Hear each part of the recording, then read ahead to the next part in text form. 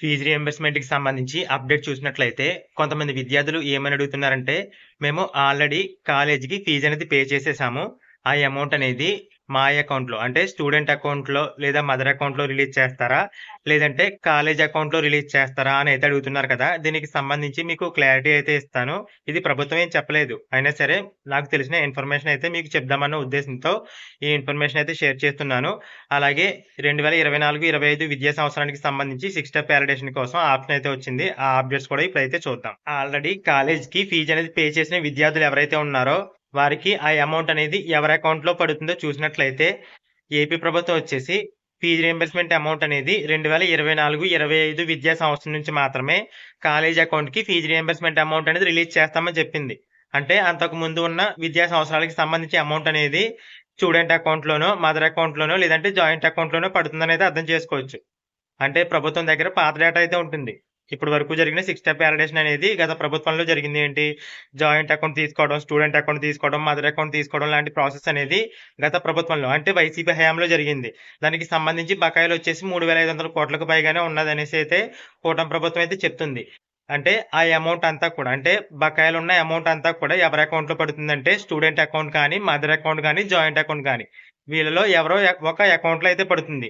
రీసెంట్‌గా స్టార్ట్ అయిన విద్యా సంవత్సరం అంటే మీరు ప్రెజెంట్ చదువుతున్న ఏదైతే ఇయర్ ఉందో, ఆ ఇయర్‌కి సంబంధించి ఇప్పటి నుంచి మాత్రం కాలేజ్ అకౌంట్‌కి ఈ కూటమి ప్రభుత్వం అయితే అమౌంట్ అయితే రిలీజ్ చేస్తుంది. అంటే నేను ఫైనల్‌గా చెప్పాలనుకున్నదేంటంటే, బకాయిలు ఏవైతే ఉన్నాయో ఈ ఫీజ్ రీయింబర్స్‌మెంట్‌కి సంబంధించి, ఆ అమౌంట్ అనేది కాలేజ్ అకౌంట్‌లకైతే రిలీజ్ చెయ్యరు అనైతే మనకైతే అర్థమవుతుంది ప్రభుత్వం చెప్పిన దాన్ని బట్టయితే. సో, ఎవరు కూడా టెన్షన్ పడకండి. ఆల్రెడీ ఫీజ్ పే చేసిన వారెవరు కూడా టెన్షన్ పడకండి.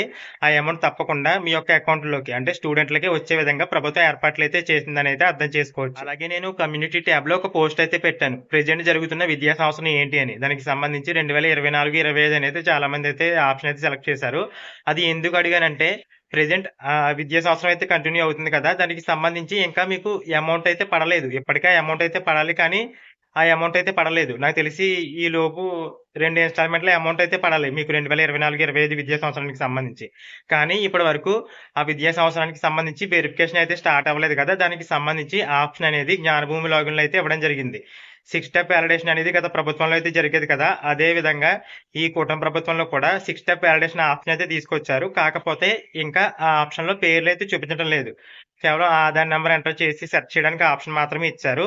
ప్రస్తుతానికైతే లిస్ట్ అయితే ఓపెన్ అవ్వడం లేదు. అంటే విలేజ్ వైస్ పేర్లయితే వచ్చి వారికి 6 స్టెప్ వాలిడేషన్ అయితే గతంలో చేసేవారు కదా!